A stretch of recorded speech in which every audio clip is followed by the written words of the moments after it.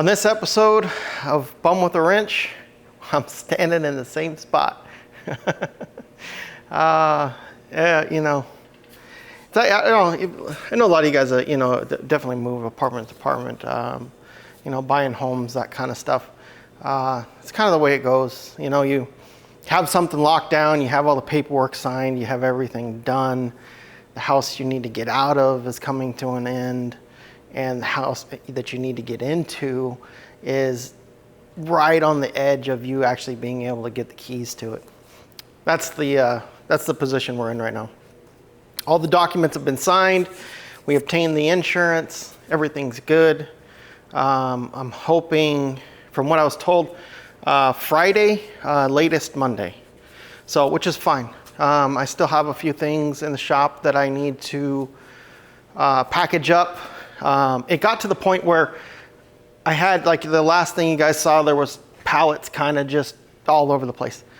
It was driving me nuts. It actually was creating a lot of stress because it started to get so much clutter that you couldn't see past the clutter to see what the next step was that you needed to do. So I took the last 2 days and I rearranged all the cars, rearranged all the pallets, and lined everything up, cleaned everything up, and basically everything on this side right behind you is what I have left to pack up, which isn't much.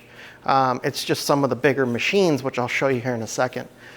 The tire machines, the welding, fabrication, table, bench thing, which is extremely heavy. I'm probably gonna have to take the vise off of it and flip it upside down on the trailer. Otherwise the feet on it will probably dent my trailer. I do wanna put my welders on a pallet so that the welders are secure and won't get damaged. It's only about like, I think Google Maps said it was like 15 minutes by street. If you were to just jump on the freeway real quick, I think it takes like 10 minutes to get there. Not very far. So there's not much left to actually do. But the other thing that I want to talk to you guys about, because I was kind of laughing before and telling you guys about Power Tour. And I'm pretty sad about this, but I should have known better. I know better than this, but I had so much going on this year in the beginning, trying to get everything going, and then all of this fell into my lap. I should have checked sooner. So with Power Tour being a little over a month away, all the long haul tickets are already sold out. Doesn't matter what class, platinum, gold, Uber Gold, doesn't matter. They're all sold out. You can go to Power Tour. So if you wanted to just go be a spectator and hang out and go to the different events, sure, you could still do that. I'm not gonna drive from the West Coast to the East Coast to just go be a spectator. It's sad. I really wanted to make that a part of the channel this year. You can't procrastinate and you can't, just keep thinking like, oh, I'll make it and then not even check up on it. So what I'm gonna do is I'm gonna follow Hot Rod's website throughout the remainder of the year. And I'm thinking that toward the end of this year or the beginning of next year is when they're going to announce Power Tour for 2025. The second they announce and allow you to buy tickets, I'm gonna buy tickets to it. That way we are in, there's no ifs, ands, or buts. Obviously the cars by then will be extremely ready to go. Maybe there'll be a new one or something that I wanna take. I don't know, maybe my 65 hardtop will be all looking pretty with the high horsepower 302, wherever that went over there. I did buy some parts for it too, that I haven't shown you guys yet. They're pretty awesome. So I think you guys are gonna like that. The drivetrain for that car is gonna turn out really well. It's definitely gonna suit the muscle car look and feel that I'm going for with that car. It's gonna be cool. So when we get into the new shop, when we get going down that road, I'll show you guys what I got going on, and I'll show you what my plans are for that car and for that drivetrain in that car. So maybe that one will go in 2025. I don't know, but there's, by then, hopefully I got all of these to choose from. minus the 57, I'm really thinking I want to do a custom frame and rebuild that entire car, but I need to talk to the owner about that. But anyways, so can't go to Power Tour 2024. I am still going to try and make it, well, I am going to make it to the Duct Tape Drags 2024 and West Coast Power Tour 2024. What I take to those two things, you know, not really sure. I should have, you know, pick of the litter by then, because most of these are going to be done fairly quickly. Camaro should be done really soon. So that part's sad, that I'm not going to be able to make it. I really wanted to go this year. And so it's kind of a real bummer for me. I'm trying to think, I was just thinking of something I was going to tell you guys, and now I can't remember. Yeah, it's okay. So I was talking to the owner, and I think what I'm going to do is I'm going to take that clone ZZ430 engine, and I'm going to rebuild it, set it up on the pallet, completely rebuilt. I have the original radiator, well, not the original, but the takeoff radiator out of the 68 Camaro. I have the engine out of the 68 Camaro. I have the headers out of the 68 Camaro, along with the downpipes and stuff. And I'm just going to weld some Flowmasters or something to it, and basically make an engine that runs on the stand, and then I'm going to go ahead and sell that. So we're going to have an engine build here pretty soon. That motor is wherever it went. I think it's back here.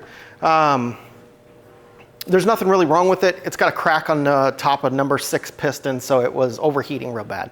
So I'm going to put a new set of pistons in. Obviously, I'm going to break the entire engine down, inspect everything, take pictures of everything, and then build it and actually have it, you know, so where you can start and run it on the stand with the fuel tank. So I have the fuel tank for that car. I have the radiator for that car. I have all the things for that car except for the transmission. So it'll be a motor, no transmission, but you'll be able to start it up on the stand and run it and see how it works. And then I'm going to go ahead and sell that engine. So that'll be a kind of a neat build. You guys will see that. And if you know anybody with a, you know, 60 Camaro that needs an engine, that should be a really nice engine. That is a clone, but when we open it up, we'll see exactly what's in it. And then I'm planning on doing, you know, since it is a clone, it's not a original ZZ430, you know, I might put a couple extra parts in it.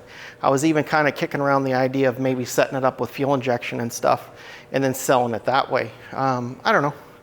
Just kind of playing with some ideas, but I think that'll be a cool build for the show along with that 302.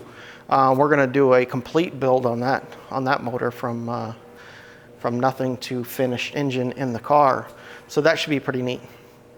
But as far as everything else goes, I'm hoping that I at least get the keys on Friday so I can go over there and take a look and move some of this stuff over into the next building. Not sure exactly how the cars are going to go over there. I know I told you guys I was going to do a parade of cars, and there will be cars leaving, you know, in groups. I'm not sure exactly how that's going to play out. I was thinking that the first cars I was going to take over there would be the maybe the running cars or the non-running cars. I don't know. I got to think about it, because the hoist guy has to come in and disassemble the hoist. That's going to be a 4-day thing where he comes in. He wants to do 1 hoist per day.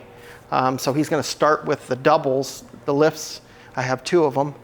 And then he's going to take it down and then put it up over there. That's 1 day. Take the next one down, put it up over there. That's day 2. Day 3, day 4.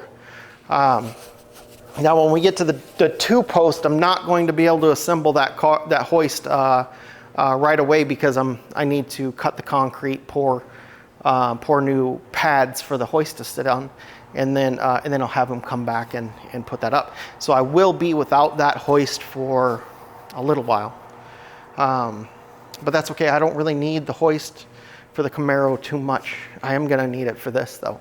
So that's definitely going to be a priority of getting that hoist back up in the air. So that's the plan.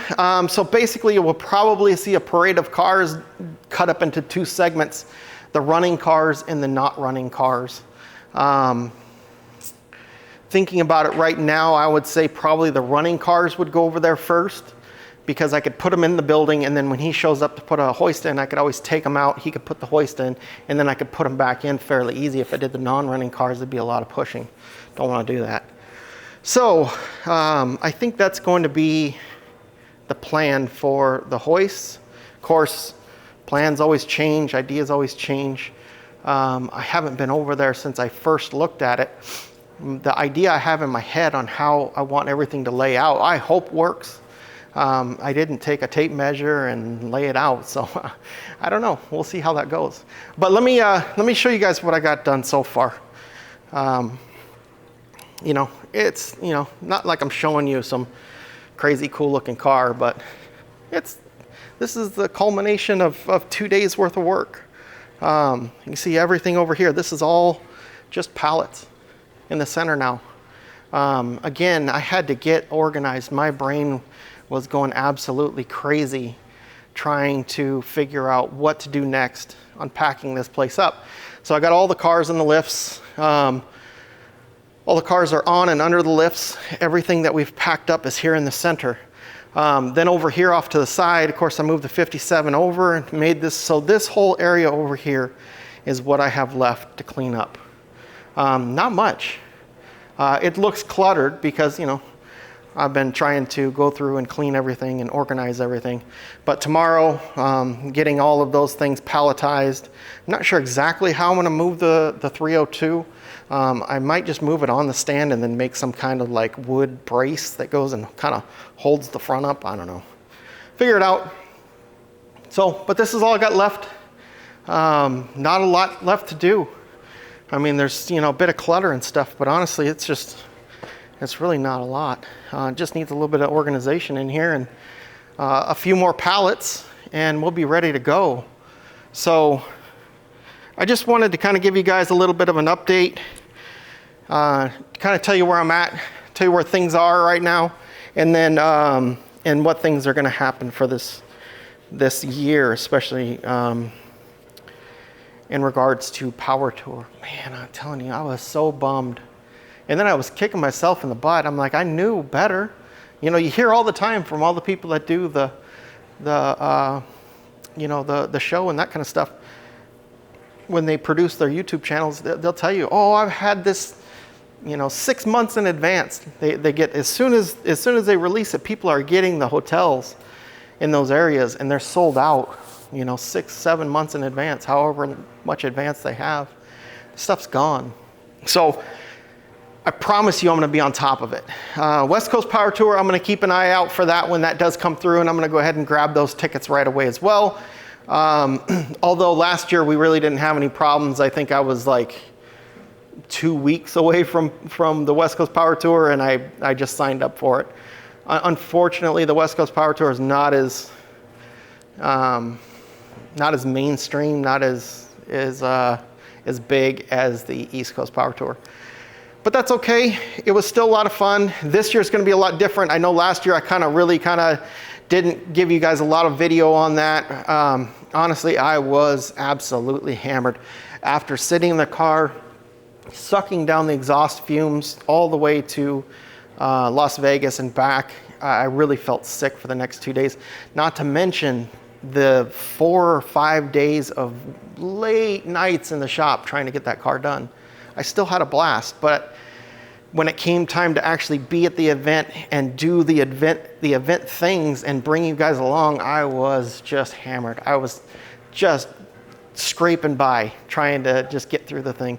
I had a great time still, but just had no energy. So this year's gonna be a lot different. I think there's gonna be some cool cars going. Duct tape drags. You know, last year I wanted to take that car because it kind of fit the duct tape drags. I can tell you when we drove, we took my Grand Wagoneer, which I don't have that anymore. But when we took the Grand Wagoneer, it was such a hot drive, long drive, that in that car would have been pretty miserable. And I told myself last year too that, you know, if I go again next year, I'm gonna get a motorhome and then trailer in whatever I was going to take to the event and then stay in the motorhome at the event. I don't know if I'm gonna be able to do that this year. But honestly, that would be the best way to get the most out of the event, is to actually be there and camp there on site for the couple of days that it goes on. Again, I'm not sure how that's gonna play out. We'll see how that goes as we get further into it. But I am gonna take you guys to events. We are gonna get into the new shop. We are gonna hear that Camaro run very soon. All right, guys. Thanks for sticking along and coming on this journey with me. And then as always, guys, until next time.